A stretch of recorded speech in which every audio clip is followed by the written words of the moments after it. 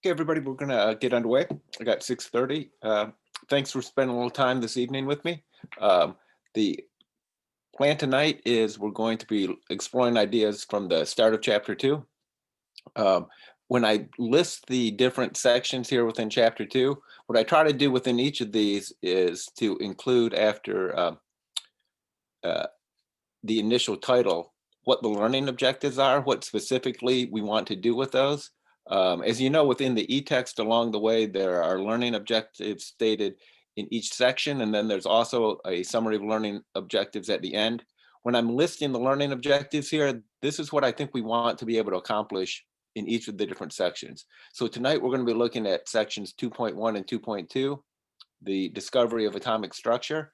We're going to be looking at the scientific contributions of Thomson, Millikan, and Rutherford. And we want to be able to know the scientists, the experiments associated with them, and the significance of those experiments.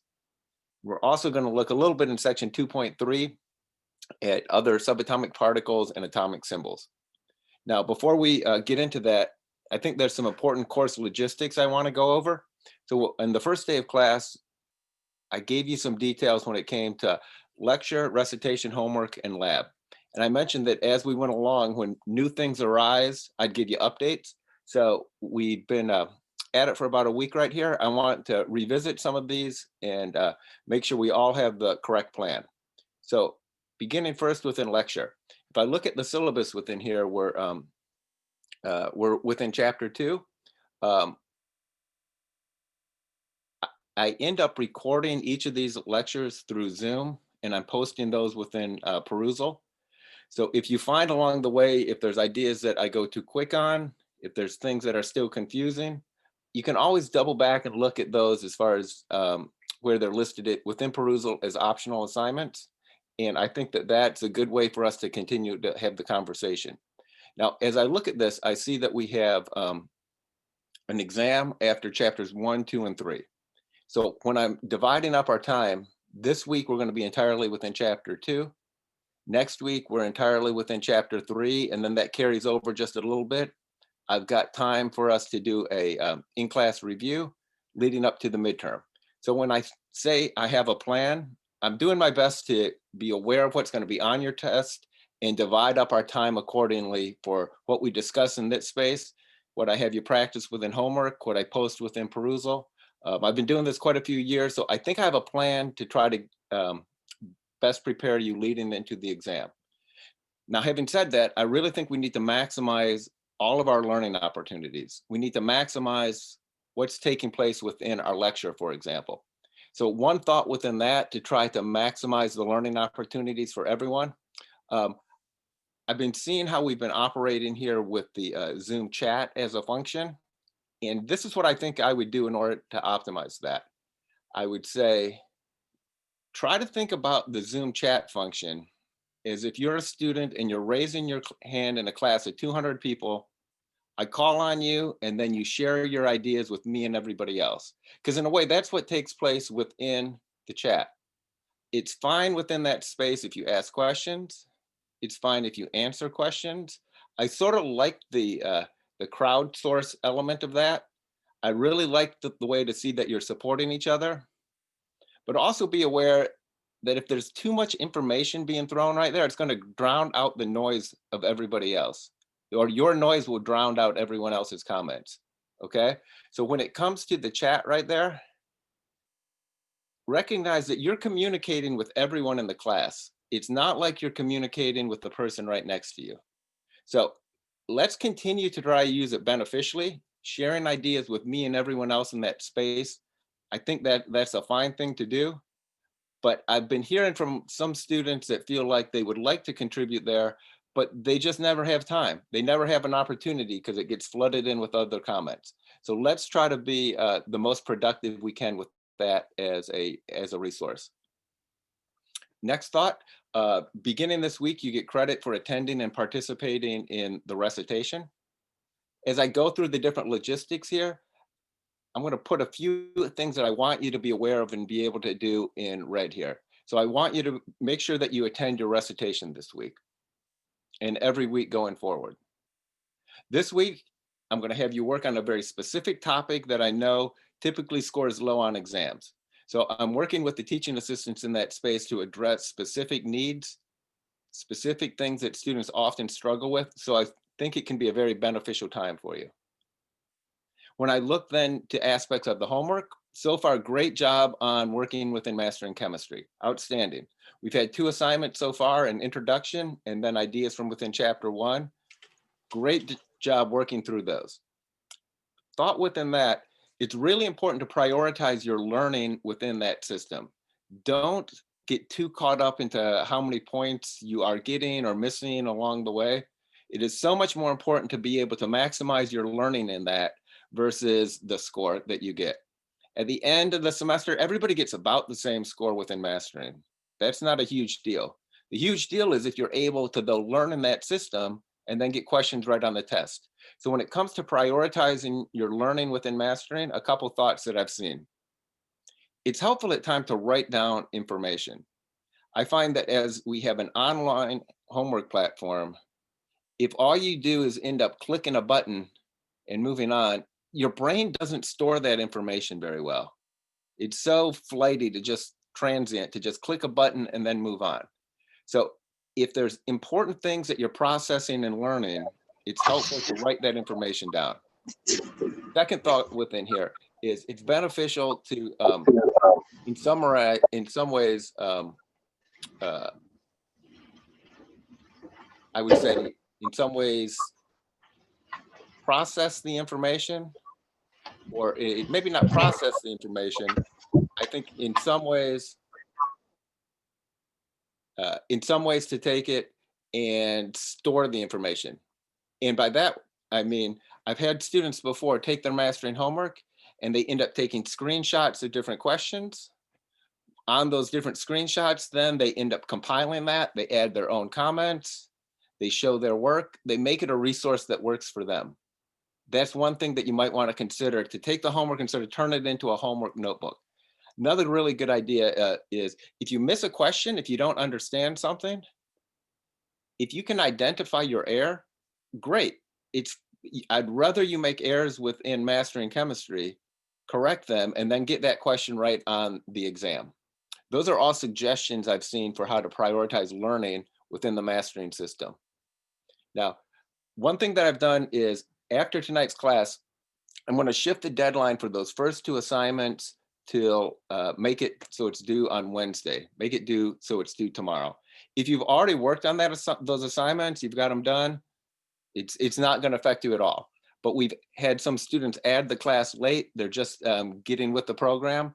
And so I'm going to shift it so that the deadline there for the first 2 assignments is now going to be due tomorrow at midnight.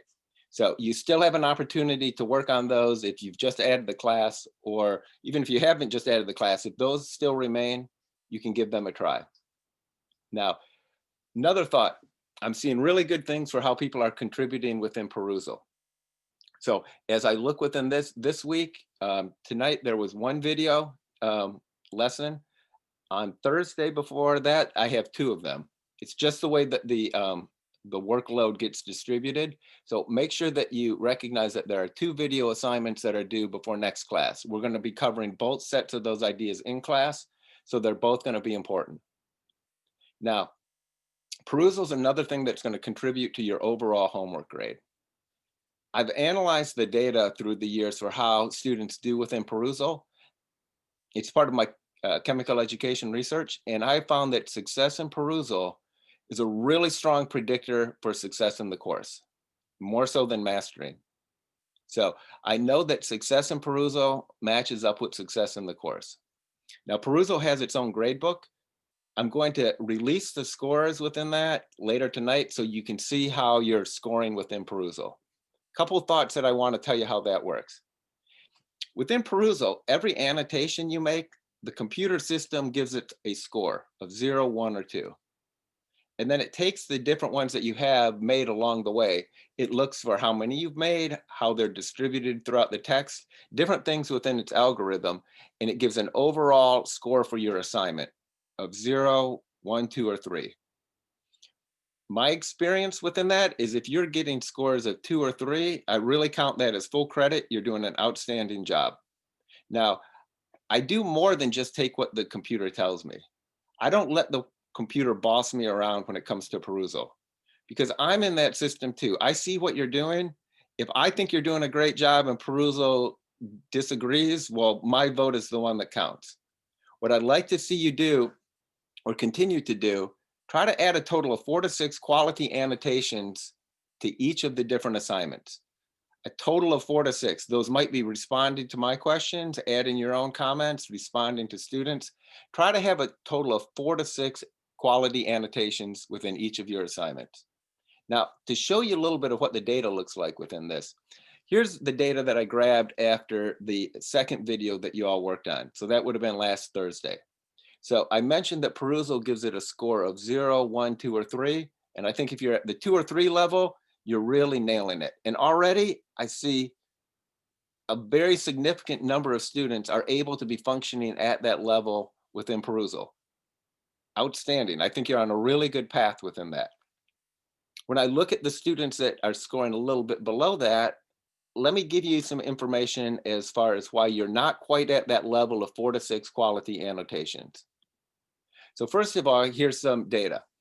X-axis is the number of annotations students added, and the vertical axis would be their score. So first of all, when I say I'd like to see a total of 4 to 6 quality annotations, notice all of the students that scored 2 or 3, they had at least 4 annotations. So that's why I say you want to have at least 4 to 6 quality annotations. That's going to enable you to get the highest score.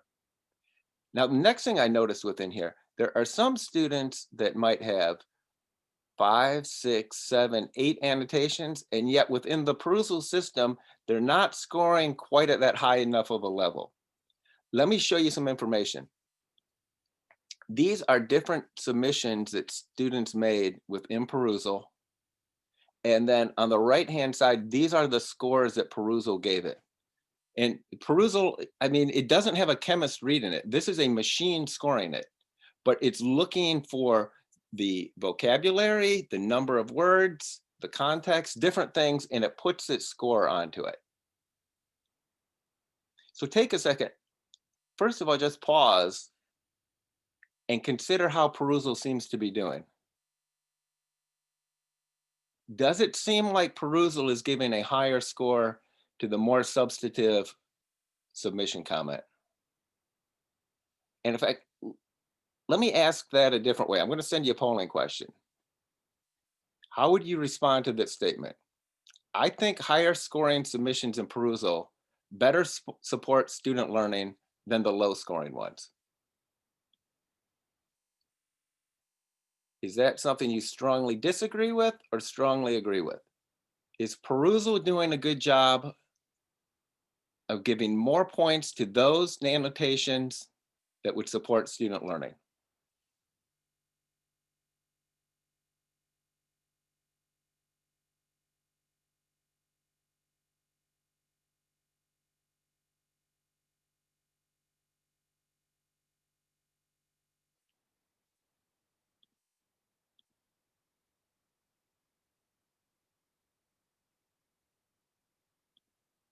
Now recognize as these come right in here, for a submission, the highest score you can get on this is 2. A given submission is given a score of 0, 1, or 2. And then perusal uses those and combines that to get an overall score that goes 0, 1, 2, or 3. So when I look at this particular setup right here, when I end the poll and share it with you, seems like there's a general thought that perusal's doing a decent job. It's giving more points for questions like what I see here at the bottom, where I'm seeing a lot of connections being made. And it's giving fewer points for something like, I'm at a loss here. I haven't taken physics since high school. I think that that's perhaps has some metacognitive content, but I'm going to agree with perusal. I'm going to agree that overall, the more substantive comments are earning more points. And I could say it another way. I know from the data that success in perusal is a really strong predictor for success in this course. So What I'd like you to do right now, I'm gonna, this evening, I'll release the scores within that, and you can see within the Perusal gradebook how it's going. I want you to take any feedback from that constructively. Don't freak out about it. Once again, I'm in charge of that program. I'm just trying to make it so that we have as many substantive comments and annotations and conversations as possible, because I think it's a really important part for the asynchronous learning within this course. Turning to an aspect of lab on the logistics, we're in the second week right here, so we don't have any in-person labs taking place. There are a few Carmen quizzes that a lot of you have already done pertaining to lab safety, um, different lab policies. So I'm going to put that in red as far as if you have not yet done so, please try to address and complete the Carmen quizzes. One thing related to what you're going to be doing as well is you need to now access your lab manual. So it's become available now. I looked within the lab syllabus. Here's information that is discussing the Hayden McNeil website, which is where you can access the lab manual. Two things that I want to point out to you here. There's a paragraph within here for those students that happen to be retaking the class. It's discussing if you're retaking the class, they suggest that you contact the lab supervisor because there's some details that you need to handle then as far as accessing your lab manual. So if you're retaking the class, that's one piece of information for you. Now, for everybody else, you notice that on the lab syllabus, there's a link to a Hayden McNeil website. If you click on that link right there, what's going to come up is this information page. It steps you through how to go through the Hayden McNeil website that's affiliated with OSU and access your lab manual. One important piece of logistical information for you, it's shown right here on this information sheet. And this is the first one again. When you go on that Hayden McNeil website, it's going to bring up this page right here. The step 3 part I found is really important because when you enroll for your lab manual, it's going to ask for a 5-digit class number associated with your lab. On your Buckeye Link schedule, there's a 5-digit number associated with the lecture and a 5-digit number associated with the lab. For the manual, you need to use the 5-digit one associated with your lab. That's what they're trying to direct you to right here. So if you are going through and you don't find the number listed properly, I bet it's because you're looking at the lecture, not the lab one. So please look carefully at the one associated with your lab, and that's what's showing up on your Buckeye Link schedule. Now, as far as a few action items that I've just talked about logistically, I've mentioned how this week and every week going forward, it's going to be important to attend recitation, to have completed the first 2 mastering assignments. Many of you already have. If you haven't, once again, I'm going to extend the deadline. To be aware that the perusal assignment on Thursday, we've got 2 different parts to that. To complete the various quizzes that have been available in Carmen, and then finally access the lab manual. These are all specific logistical tasks that I'm going to want you to do, or many of you have already done. So help me out within here. Which one of these, if any, do you feel like you need more information? Select all that apply. Which of these do you not know how to do?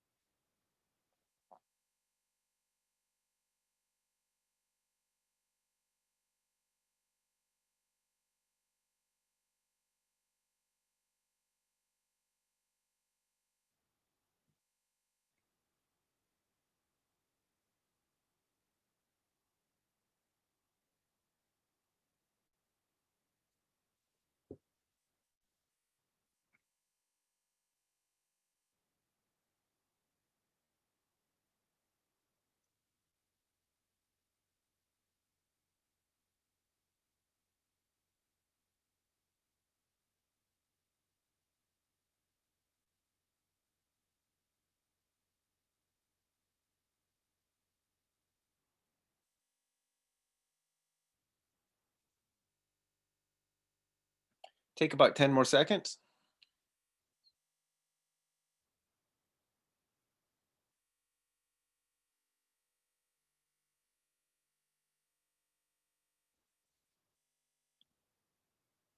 Okay, so as I see the responses within that, uh, far and away, the main thing folks are saying I need more information when it comes to accessing the lab manual. And some are also saying more information as far as completing the Carmen quizzes. Let me handle the Carmen quizzes one first. Carmen quizzes, if you go into Carmen, if you click on the quizzes that are open for you, you're going to find several of them that discuss some initial tasks pertaining to lab. There's an initial quiz pertaining to an academic misconduct. There's one about lab safety. Simply look within that and you're going to see that information. Uh, that one's going to be easy for you to find. When it comes to accessing the lab manual, let me double back for that part, okay? In order to access the lab manual, what I'd like you to do is look at the lab syllabus. The lab syllabus is posted on Carmen. You're going to find within that this section on the Hayden McNeil website. They're the publishers for the lab manual. It says access to the laboratory manual ebook can be purchased at the following link. When you click on that link or type it into your browser, it brings up this instruction page right here. It's going to be really easy for you to follow through from that. The only variable that I said be aware of is making sure you have the correct number for your associated with your lab rather than with the course itself. Give that a try. I think you're going to have a really high success rate on that. Let's see how many we can have folks get that done before our class next meets on Thursday. Now, within these, you might still have questions, which is fine. So we could talk at the end of class. It's always cool if you want to email me. These would be good things that you could ask in recitation. And I'm going to be posting this video to perusal. That's another really good idea to add annotations. Now, as far as these logistics, though, I want you to stop questions pertaining to this in the chat. I need you to focus now on class content, okay? I don't want our discussion of logistic stuff to carry over. We're going to have an opportunity. I'll be able to answer your questions later on, but let's focus your attention, shift it now to class content, please. Now, what we're discussing tonight is we're looking at ideas pertaining to our modern model of what the atom looks like. We're going to see three different scientists, Thomson, Rutherford, and Millikan, and below that I list the experiments associated with them. We're going to find as we move through the chapter, other ideas are related to these. For example, we're going to discuss this modern instrument called a mass spectrometer and how that pertains to isotope calculations. That came out of the same lab as J.J. Thomson and his work with cathode rays. When we have these subatomic particles, we're going to look at different notation to describe them. We're going to work on that tonight. And then later in the chapter, we have this whole look at what are called molecular and ionic compounds. So in the pre-class video, that was focused on the work of Thomson and Millikan. When I stack up the different ideas within this chapter, we have quite a few ideas within this chapter. And I'm stacking them up where the ones at the bottom are usually easier for the students and the ones at the top are more difficult. So the ideas that we're talking about this evening, they're some of the most difficult ideas within the chapter. And that's intentional. I want to make sure we spend class time on this instead of having you just do some reading or something. I think that you can do very well on this, but it's going to require some thought. So let's give it some thought this evening. So as we get rolling right here, the chapter begins in section 2.1, where it's describing a view of atoms that John Dalton had. And he was a scientist. In fact, he was a meteorologist. His model of the atom in the early 1800s had these particular descriptions to it. Now, these particular descriptions to it, let me give you an illustration that I think really brings to life what his model was like. I'm going to add some atoms of one type, these yellow ones to the chamber. For Dalton, every yellow atom is the same as every other yellow atom. Every violet atom is the same as every other violet atom. If they're bouncing around and a chemical reaction takes place, they can change partners, but every yellow atom is exactly the same. And there's nothing inside of that yellow atom. There's nothing inside of the gray atom. The smallest particles for Dalton are these atoms. And every atom of a particular type is the same as every other atom of a particular type. During this chemical reaction, and I'll just repeat that part, the chemical reaction is not changing the atoms.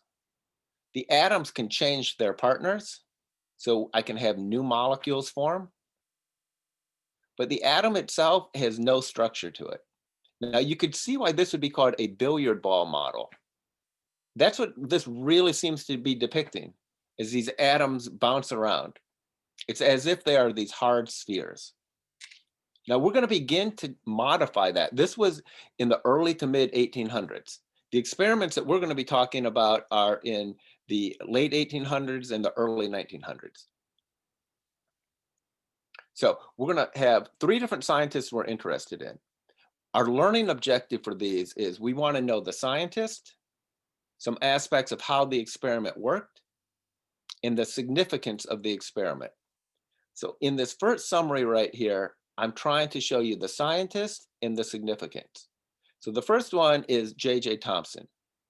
He investigated what are called cathode rays, which we now know to be electrons.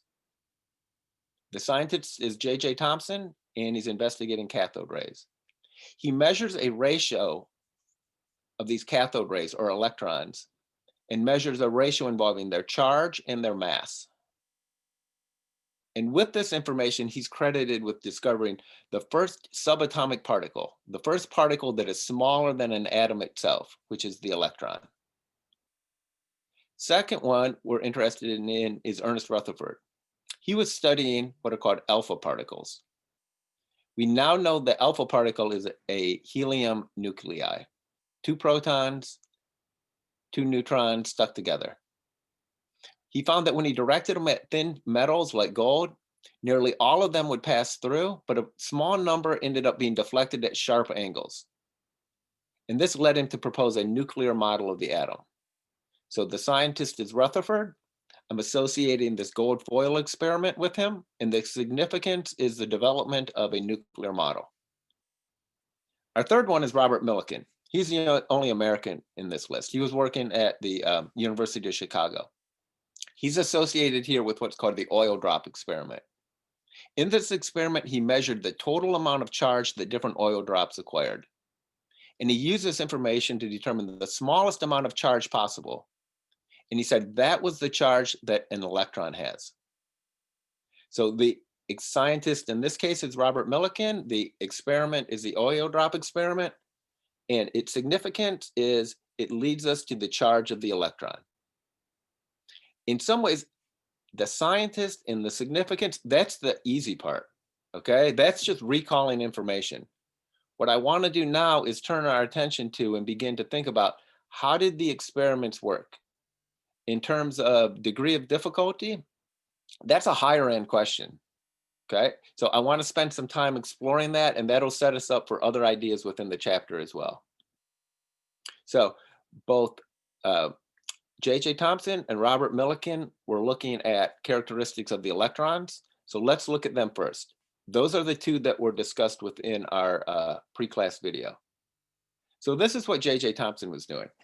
Throughout the mid-1800s, scientists began to study electricity. One way that they did it was they saw what would happen if you applied a very high voltage across these 2 different electrodes when you had in between this chamber in which almost all the air had been removed. What they found within that is it would lead to this strange green beam that would leave one side and go over to the other. And a characteristic of one of the things that you could do is if you brought a magnet next to it, notice how the pathway is changing. This experiment right here is later on. This would be more of what J.J. Thomson is doing. This is how he is beginning to learn about that beam. One thing that you can do is you can bring a magnet next to it and change its path. What else could you do about it? How else could you learn about it? That's what J.J. Thomson is investigating. Okay. Now, a few different characteristics of these cathode rays, which we now call electrons. They were negatively charged. They would cause certain materials to fluoresce, which means give off light. And that's why you end up seeing this green beam here. Or if you have them progress through and strike this end, end of the tube, you could see where they were striking. And they were also deflected by both electric and or magnetic fields. So what J.J. Thomson ends up doing, he ends up balancing the force of the electric field with the force of the magnetic field. And with this, he determines a characteristic of the electron, which is a ratio involving its charge and its mass. This leads him to propose a model for what the atoms are like. He now has a particle that is smaller than the atom itself. So he takes his atom, and in it, he disperses a different number of negative electrons. He doesn't know how many to put in there. And in fact, in his first model, he put in hundreds and hundreds and hundreds and thousands. He put in a huge number of electrons. He didn't know how many electrons were in the atom. It's the only subatomic particle he has. So he places that throughout his atom. Now, quick thought within here, as I have different sketches for what these cathode ray experiments look like, I find that if you're trying to study this information, if you're trying to review it, really good strategy is try to make a sketch of it. If you can make a sketch and show how the different parts work, you've got a really good understanding of the phenomena. That would be sort of a study suggestion for these ideas. This is how J.J. Thomson ends up determining the charge to mass ratio. The cathode rays are being generated and they end up leaving one side of that chamber and they're traveling here in that straight line. So that's what this dotted line is showing. The beam of cathode rays or electrons that they're going through this part of the chamber. They're traveling in a straight line. He turns on an electric field and it causes the beam to be bent. The particles are negative and they're being pulled towards this positive plate. He then turns on a magnetic field and he adjusts it so that the beam is once again traveling straight. What does that tell him? It tells him that the electric field and the magnetic field are equal to each other. One was pulling in one direction, the other's pulling in the other direction, and it's now back to being a straight line. When he turns off the electric field, he sees that the particles then would be on this arced pathway because they're only being affected by the magnetic field. Now, J.J. Thomson, he's one of the best physicists of his era. And he knows that he has three different forces here that were acting within his experiment. He's going to look at those forces and he's going to calculate a ratio involving the charge and the mass. Now, in the pre-class video, I showed the types of equations that he was using. You're not going to have to do anything with these equations. You're not going to have to show how they're derived. You're not going to have to show how they fit together. You're not going to do anything with these equations. So don't be freaked out about the information that you see here. But for some students, they find it really helpful to see how exactly he came up with his answer. And his answer is a ratio involving the charge and the mass for these electrons. The kinds of experiments then, or the kinds of questions related to this experiment that I think are relevant, let's look to the e-text. So here's an end of chapter question on this. It says a charged particle moves between two electrically charged plates as shown here. And then it has questions about, well, what would be the sign of the particle? What would happen to its trajectory if the charge of the plates increased? What about if the mass of the particle increased? So this is a very close, I think, conceptual question related to J.J. Thomson's experiment. I would say, and most folks within Perusal did a really good job with this. I would say that the sign of the particle is negative because it's being pulled towards that positive plate. As the charge on the plates increased, it would be applying more force on the particle, and you'd be able to bend it even more sharply. Now, this last one right here, I was seeing a lot of different comments students were making. That says, as the mass of the particle is increased while the speed of it remains the same, what would then happen to the bending? Increase, decrease, or stay the same? So I grabbed some student comments within this. I'm looking at point C there, part C. This person says, well, I think it would stay the same, question mark. If the mass increases, so should inertia. So it sounds like it would stay the same. Help. I'm going to summarize this as a student that said stays the same, but they're not very confident about it. This student said the bending would decrease because they don't think there's room for it to increase anymore. This student says as the charge is increased, I'd expect the bending to increase as the force of attraction, deflection gets larger, and the same thing goes for the mass. So they think it would increase. And the final student said the bending decreases because the mass increased and the speed remained the same. Therefore, the momentum increased. So I've got 4 different choices here. Stay the same, increases, decreases because there's not enough room, decreases due to momentum. Choices 1, 2, 3, and 4. So what I'm curious about is what your answer is. What's going to happen for part C there? Who do you agree with most here? 1, 2, 3, or 4?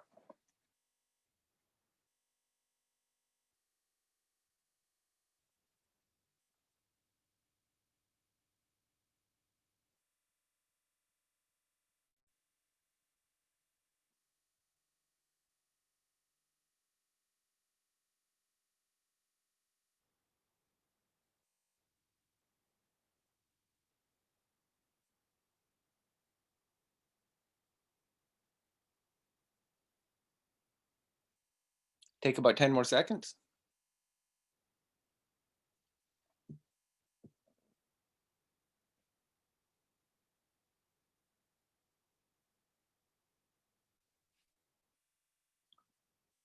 Okay. I'm not going to share. I'm not going to share answers quite yet within this.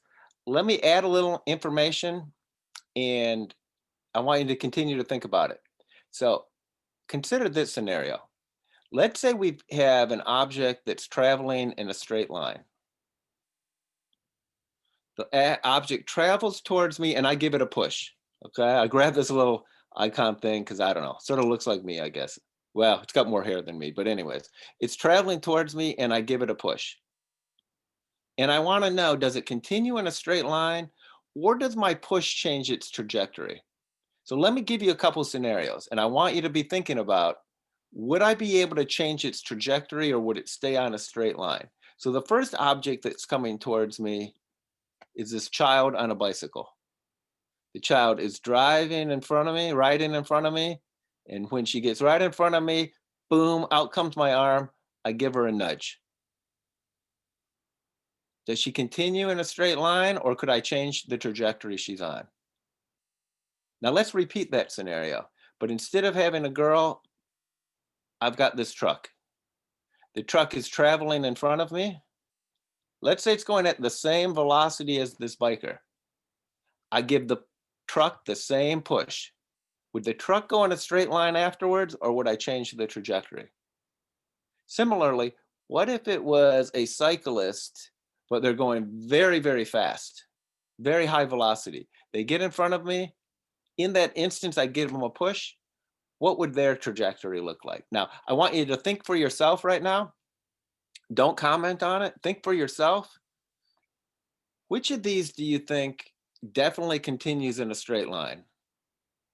And which of these do you think definitely has their trajectory bent and changed after I give it a push? Okay. Now what I'd like you to do is let's return to that exact same question. I'm going to send you this and I'm going to repoll on it. I'm curious. What's going to happen to the trajectory in this scenario if the mass of the particle increased as it went through?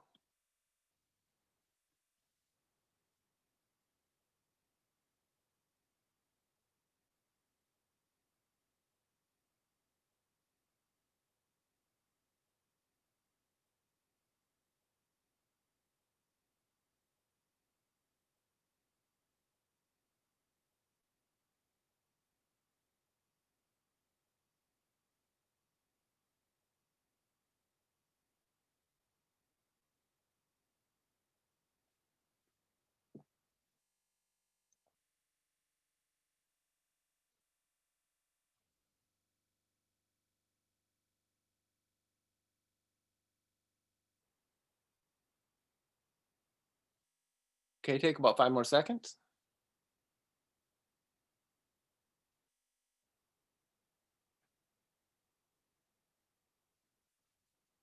Okay, let me share results with y'all. Okay, so the majority of folks are saying that if the particle has a larger mass, it won't change as much when it goes through between this. I'm going to agree with that. Okay, I think that as the particle goes through, as it interacts with this field right here, what is important are two variables. One variable is its momentum as it's going through, and the second is how much force is acting on this. If I think back to my scenarios here, I think that this girl right here with the smaller mass, when she's biking in front of me, if I have my arm come out and push her, I think I could really change her trajectory. It's going to be really easy for me to change the path that she's on. She has a very small momentum. Momentum is mass and velocity. If she comes in front of me, I am sure that I can change her trajectory. I could probably knock her off the bike, but that's a different story. This truck, if the truck is traveling at that same velocity as the girl, when I give it a shove, I don't think I can change it a bit. I think it's just going to continue on its straight path. So as I draw that connection to here, I think that if the object has a greater momentum, a larger mass, it's going to be more difficult to change its path. In this question right here, I'm thinking about how the charge and the mass ratio affect how much it can be bent. The charge itself, that's related to the force that is acting on it. It's sort of how much of a shove you get. And the mass, that's related to the momentum for how much it could be deflected. Now, I noticed within this one, even though we had a largest consensus being that if you increase the mass, it changes less. But we had a sizable number of students that said, well, the mass shouldn't matter. So I don't really have a chance to dive into that more deeply at the moment, but let's see as class wraps up tonight, if that was your perspective, if you were saying it should stay the same, increasing the mass won't make any difference. Let's see if we'll have an opportunity later in class as time allows to share ideas on that. I'd be very interested to hear what you were thinking. Because I want to make sure we at least get an overview of the different experiments. The next one I want to bring up is Millikan's oil drop experiment. This is a picture within the e-text. I find within this chapter, at the start, the pictures and figures are really important. A lot of ideas within that, okay? This tells you a lot about what's going on with the experiment. What he's doing within this one is he's taking a fine mist of oil drops. He sprays them in like you might have out of a perfume sprayer. He then would observe the drops falling downward. He would observe it because he has a microscope that allows him to look into that chamber. So if he just looks at it, he would see this fine mist of oil falling downwards. What he then does is he introduces X-rays into the chamber. What the X-rays do is they ionize the gas. And when I say ionize the gas, they take electrons, which are negatively charged, away from the gas molecules, and some of them attach onto the oil drops. He doesn't control how many attach to the oil drops. He's just making it so that the oil drops now acquire a negative charge. When he then turns on the electric field, notice where the positive and negative plates are. If the particles here, these oil drops, become negative, by turning on an electric field, he can now have a force that's pulling them upward towards the positive and away from the negative. So what he found within this one, the oil drops falling downward, he'd introduce X-rays to make it so they were negative. He turns on the electric field, and he was shocked by what he saw. He turns on the electric field, and all of these oil drops would then just spread out. Some would go upwards, attracted to the top plate. Some would continue downward as gravity pulled them.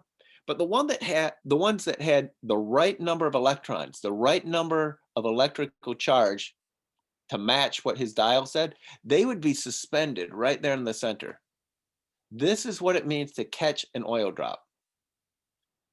That's what's going on in his experiment. He's doing this because he wants to learn more about the charge of an electron. He wants to know is there a smallest amount of charge? Can an electron have any amount of charge? Can you keep dividing it smaller and smaller?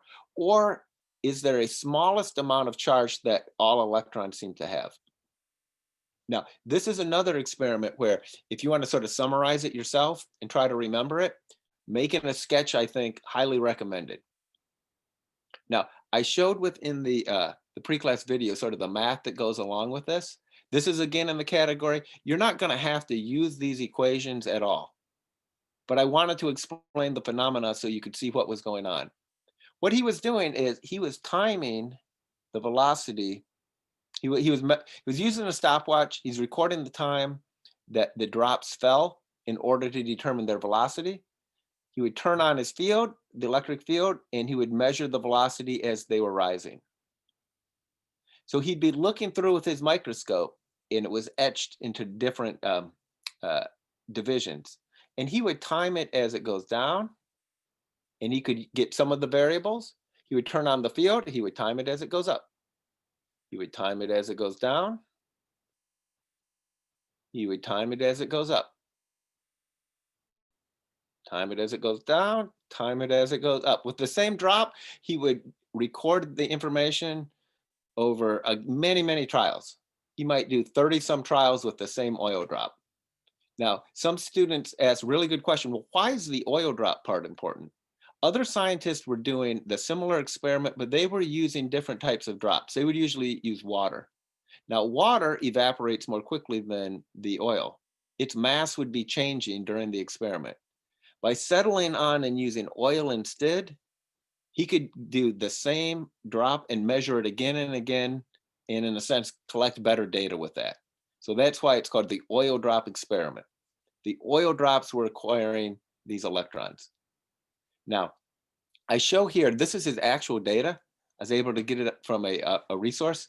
This shows in order, some drops had a lot of negative charge. Some drops had very little negative charge. Each of these, the y-axis is the amount of negative charge a given drop acquired. He doesn't control for that. It just gets a certain number of negative electrons attached to it. Now, by sorting it in this direction, in this manner, from having cases that had a lot of negative charge to very little, notice what happens. It seems like we have these different plateaus. And not just different plateaus, it's the same step size to go from one plateau to the next. This is the key part for what Millikan did with his data analysis. Was the amount of charge continuous, or was there a smallest amount? It sure looks like the smallest amount is what it takes to go from one step to the next. The fact that there are these plateaus and distinct steps along the way, this is telling us, in telling Millikan, that was the charge for the electron. Using our modern data, this would be the smallest amount of charge possible. This would be the charge that an electron has. The units here are what are called coulombs. Now, let's think for a second. When we had Thomson, he was getting information about a charge to mass ratio. He couldn't determine the charge and mass independently, but he could get a ratio of those. Millikan has now added to that. Millikan has determined the actual charge. So if you use that ratio, you can also now determine the actual mass. So even though Millikan's associated with the charge of the electron, he could then calculate many other things. He could also calculate, for example, their mass. Now, we had within this a couple different questions. And again, you're not going to have an exam where you write an essay about the Millikan oil drop experiment. So let's see how these ideas end up showing up within the textbook as questions. So this one right here, it's sort of asking about the process, about why drops might fall at different rates and what causes them to move upward. So when I'm seeing this question, I'm thinking back to what the experiment was. The key thing I want to focus within here was this idea, well, why do some drops move upward? I was seeing some really good comments within perusal on this. So here's Samuel saying the drops move upward because they are negatively charged by the X-rays and then repelled by the electric field that was at the top of the chamber. Their particular motion was also affected by things like their air resistance. So I really like the way Samuel's drawing attention to how they were acquiring a negative charge. That was when X-rays were introduced into the chamber. And I see these electric plates that would cause it to be, these drops then to be pulled upward. Opposite charges attract. Sydney said something very similar within here. I believe some drops move upwards because with the result of the electric field being present, the oil drop goes towards the positively charged plate. Absolutely, because they've acquired a negative charge. So I think both of these descriptions are right on. Now, I'd like to challenge you to think about it a little bit more. Let's say I turn on the electric field. Why would some drops go up and other drops continue to fall? Because that's what we're seeing right here in this image. It's as if the electric field's been turned on, some go up, some go down. Tell me in the chat, what do you think about that? Why would some go up and some go down at the same time?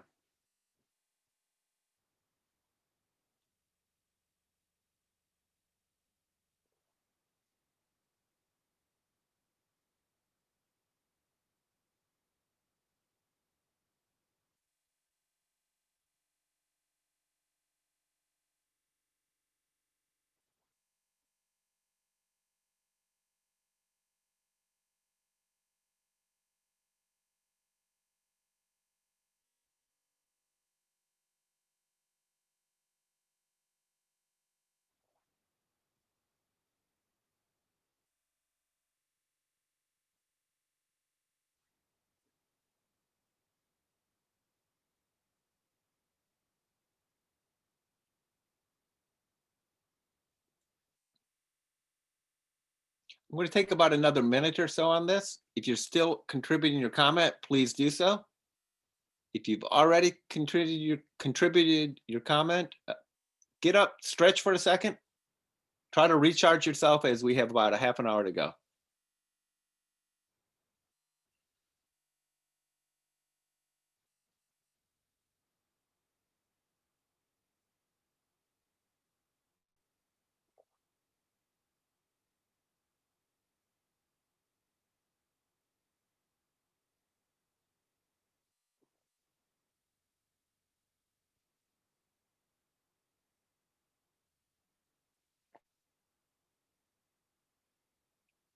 So as I see these particular comments coming in within the chat, first of all, great job with your analysis.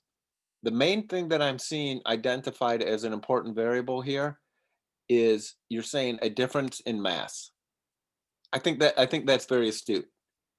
I think if we have a difference in mass, and it seems like they're trying to indicate that because they have some drops being smaller and some drops being some are larger, some are smaller. So it seems like one variable might be the size of the drop itself. But now if I look at this closely, it seems like even for the big drops, sometimes they might go up and sometimes they might go down. Even for the small drops, sometimes they might go up, sometimes they might go down. Another thing that I saw students add really good within this was bringing up the idea, well, they don't necessarily have the same charge. We have two different terms right here, right? We've got gravity pulling it downward, and depending on the number of electrons they've acquired, that's going to provide a force that would pull it upward. So I really like the folks that brought that up as another detail. And I think that's absolutely right. I think you're doing a great job with your analysis.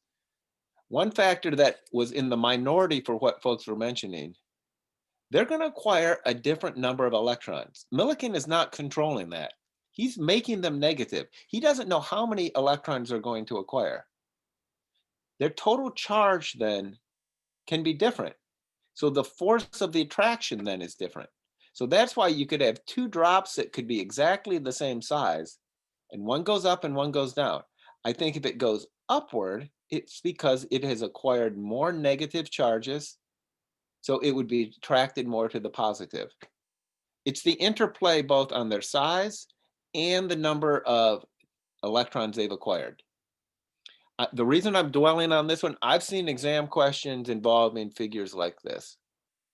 Figures like this where it shows different oil drops and it shows some going up and some going down. And it might ask questions about, oh, which of these do you think have acquired more negative drops? I've seen different things asked about it. So that's why I'm trying to make you think. And I thought you did a really good job of considering how the mass of the drop is one variable. But let's add to it the number of negative charges that it acquires. Both of those are important factors. Here's another way that I've seen the question asked. So in this one, it provides some data. Different drops have a different calculated charge on them. And there's different questions about this. So one thing to interpret within this, when it says calculated charge, they mean the total amount of charge that that droplet had. When I looked at students' responses or questions, this one was pretty common. This idea, well, I'm not really clear. Is it better to take the average out of this, or is it to choose the smallest one? Another student asked something quite similar. How would I find the charge of a single electron using this? I tried to redirect Ella by saying, well, what are your thoughts? The point here is to apply the same kind of reasoning and data analysis as Millikan did. She came back and said, well, I was thinking the average between the results, but I'm not sure if that's correct. So the main question I'm seeing students have within this one, when you have the total amount on a drop, do you somehow average that? Or do you use that information to determine the specific charge? Well, let's go back to what Millikan did. Millikan has trials that have different total amounts of charge. He looked at the step size, the increment that would take you from one to the other, to the other, to the other. And if it was the same step size within that, he said that is the smallest amount of charge possible. That would be the charge of the electron. That's the kind of reasoning we want to use when we have provided data like this. Now, when I've seen this question asked on tests, and I've seen this question asked commonly, the key idea, Millikan, he looked at the smallest step size that would explain all of the data. The way that this oftentimes shows up, and I think there's even a textbook question on it, is what they do is they make up a unit of charge. So let's say our unit of charge are in bucks, like Buckeyes or something. I don't know. I was struggling to make up something. So let's say you had one drop and it had 3 units of charge. Another had 6 and another had 9. What do you think within here, if you're doing Millikan's analysis, what do you think Millikan would conclude the charge should be? Based on what you have right here. Should it be 3? Should it be 6? Should it be 9? 6, I suppose, would be the average value. 3 is the smallest value. And I think 3 is also an increment that would take me from 3 to 6 to 9. We don't want to end up averaging the value overall. We want to see what step size accounts for all of it. So I know I was talking over as you were contributing there, but the general consensus was 3 is a better answer for that. Let's say this. Let's say these were the first 3 data points that were collected. And then there's another one that has 7.5 on it. Pause for a second. Now, what do you think the charge would be?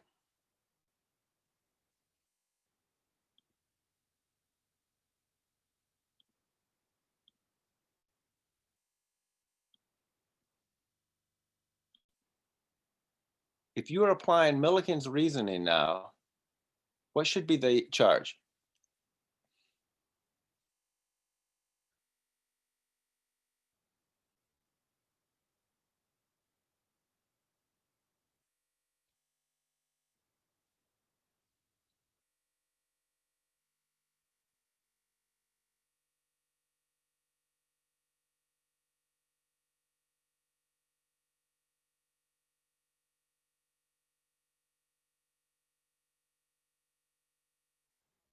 Take about 10 more seconds, please.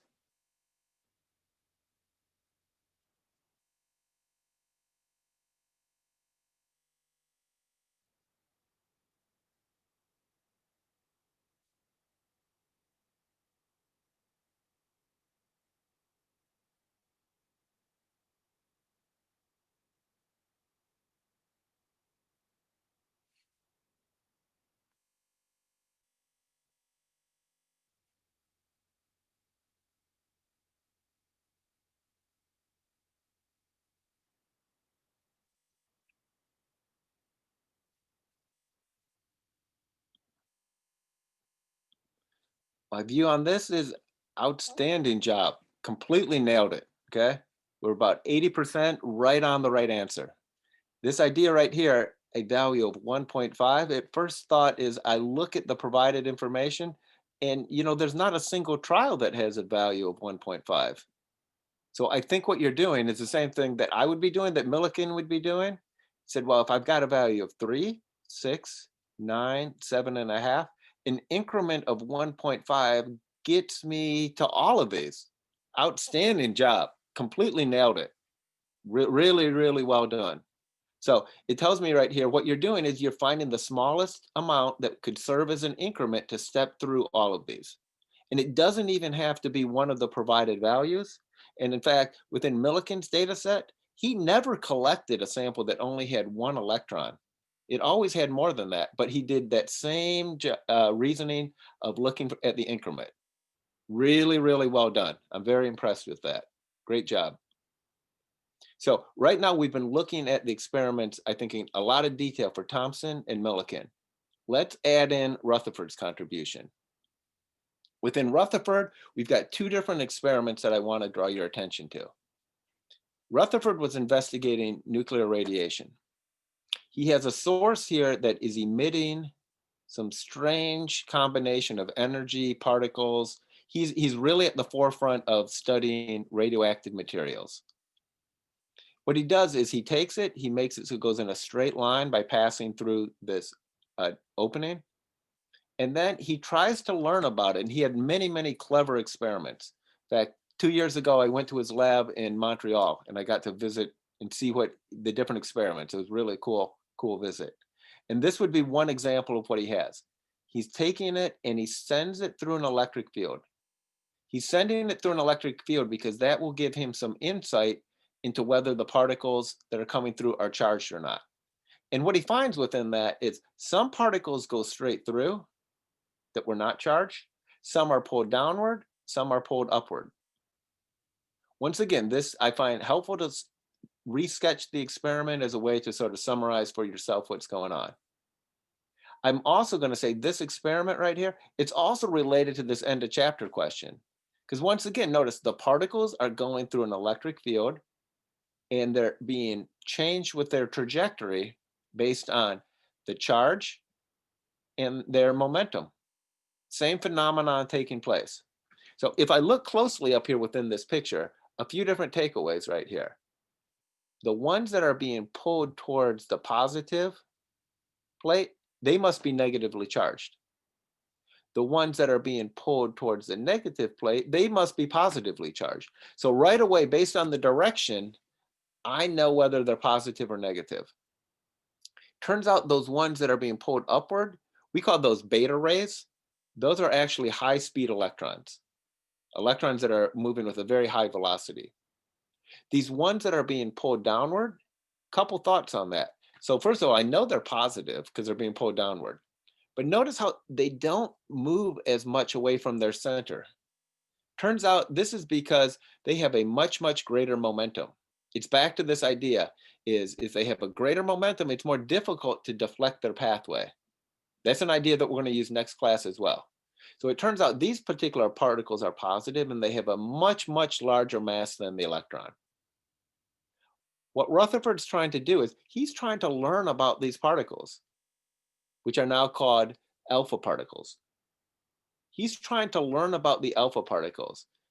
They're positive and they're more massive than an electron. What exactly were they? That's what he's seeking to study. So one experiment that he does to learn more about them, he's going to direct them at this thin metal foil. So he takes, again, here's his source of the alpha particles. He ends up having them directed at the thin foil. The screen around the outside shows him where the alpha particles strike. So a couple of things he notices. So first of all, one thing that he observes is so many of the alpha particles go straight through. Almost all of the alpha particles go straight through. And it turns out this would be consistent with J.J. Thomson's plum pudding model of the atom. Within the plum pudding model, there's nothing really to disrupt the path of those alpha particles. They could go straight through. So if Ernest Rutherford, he's a contemporary of J.J. Thomson. If he calls up J.J. Thomson and says, hey, J.J., guess what I did? I was investigating alpha particles and I directed them at a very thin gold foil. And you know what I found? They go straight through. And J.J. Thomson would say, well, of course they go straight through. There's nothing within the gold foil significant enough to affect their path. Now, interestingly, within this one, this gold foil experiment, it wasn't measuring only if they could go straight through. It was also measuring, would some be deflected at a sharper angle? And it turns out some are deflected at a sharper angle. This is not consistent with the plum pudding model. The plum pudding model says all of them should go straight through. That's not what Rutherford observes. A very small fraction, and when I say small fraction, it's about 1 in 20,000, is deflected at a sharp angle. Almost all of them go straight through, but a very small number, about 1 in 20,000, are deflected quite sharply. So this, in a way, is baffling. So when Ernest Rutherford calls up J.J. Thomson and says, you know, I'm detecting my alpha particles go straight through, J.J. Thomson would say, well, of course they do. And then Ernest Rutherford would go on and say, well, wait a minute, I'm not done. Some of them appear to be deflected sharply. And in fact, some of them, they bounce right back where they're coming from. And J.J. Thomson would say, well, that's crazy. There's no way that can happen. But that's what Rutherford is observing here. It leads him to think about a different model for the atom.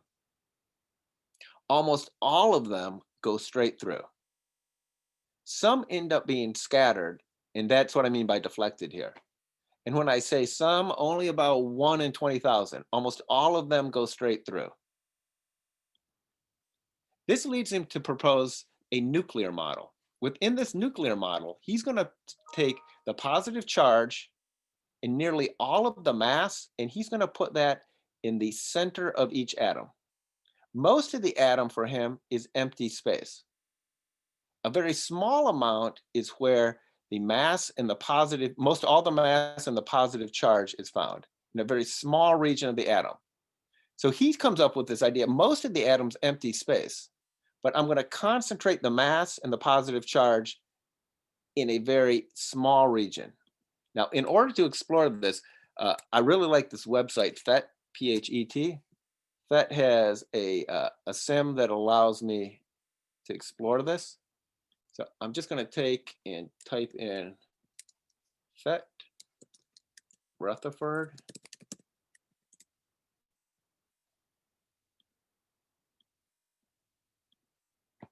And it takes me to a sim on this. So within this simulation right here, a couple things I want us to look for.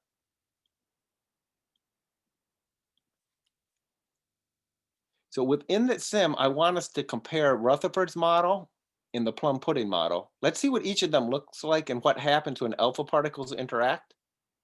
And we can also begin to explore what's causing this deflection. Let me show you what I mean by that. So first of all, let's take this plum pudding model. This is J.J. Thomson's plum pudding atom. Here's the atom, and interspersed in here, these little dots, those are where the electrons are found. If we take our alpha particles, let's keep track of their trajectory. They're just going in straight lines.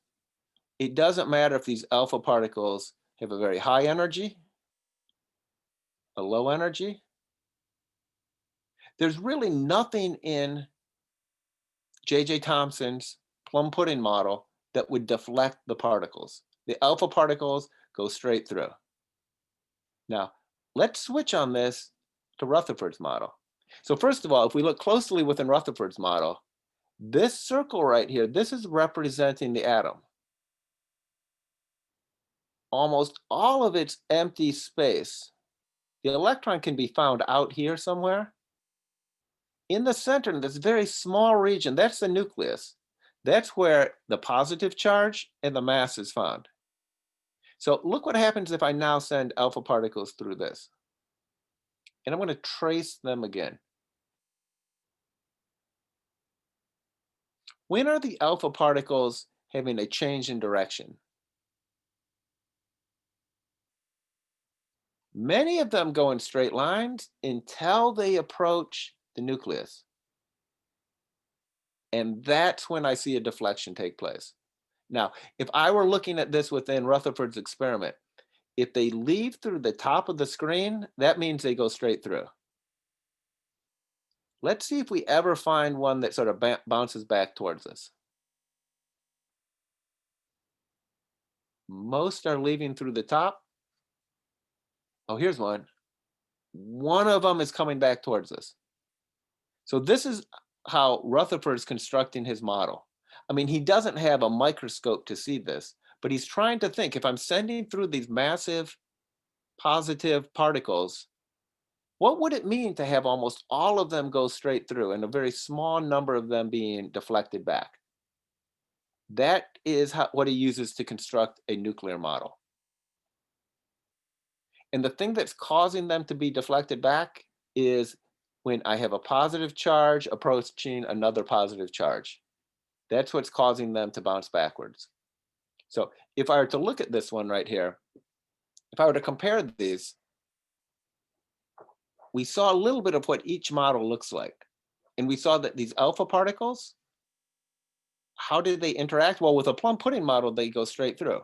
With the helium, when they interact with the nucleus, however, that's when their path becomes distorted. They change their trajectory. Within this one, what's affecting that? It's the charge that the nucleus has. The nucleus has the positive charge, and that's causing a deflection when these positive particles approach them. Now, I've sort of tossed out there something that I think you're familiar with. I think that you're familiar with electrons, protons, and neutrons as being the various subatomic particles.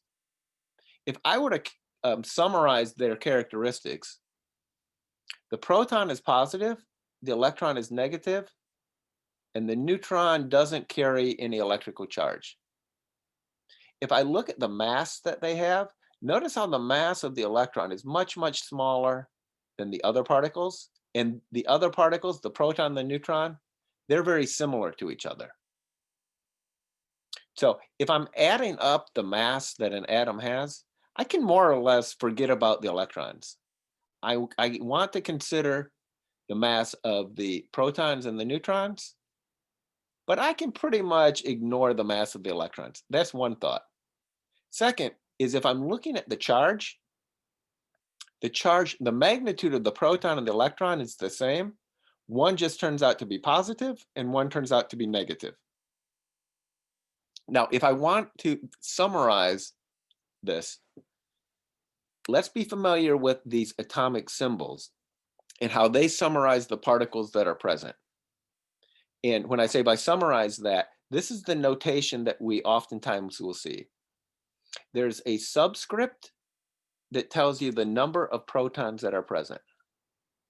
There's a superscript that tells you the mass. And there's the symbol of the element, and that goes along with the number of protons. So if I look at this right here, it's carbon. Carbon is number 6. That corresponds to having 6 protons. And the total mass adds up to being 12. Now, there are what are called different isotopes of carbon. Couple thoughts within here. Notice how the superscript is changing. That tells me that the total mass is changing.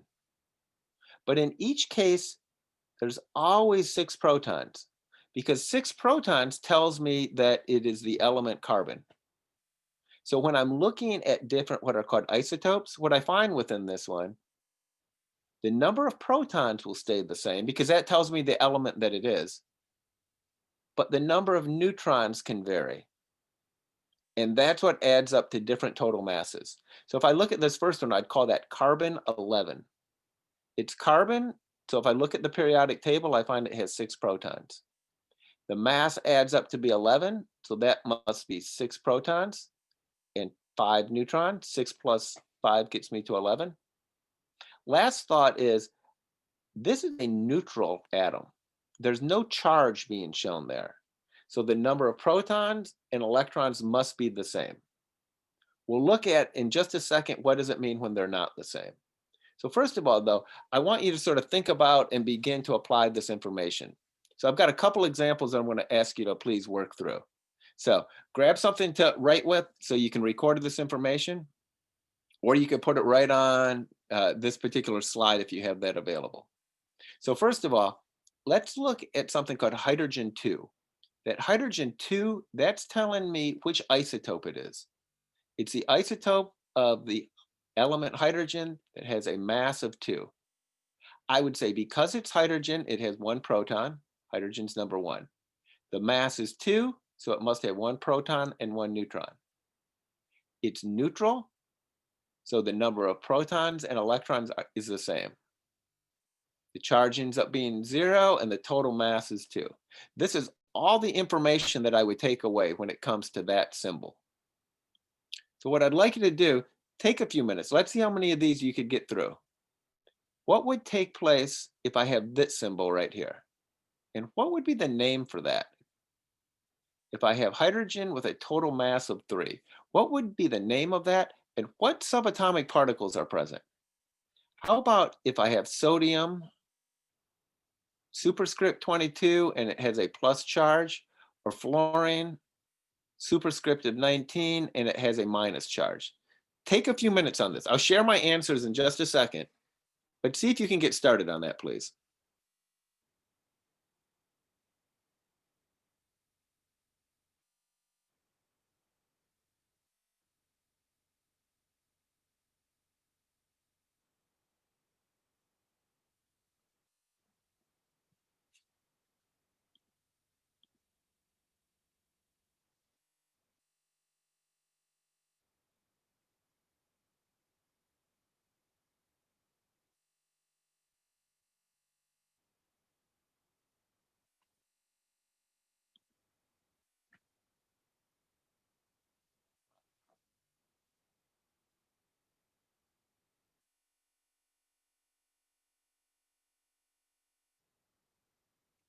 See if you can finish at least one of the symbols and the corresponding subatomic particles that are there.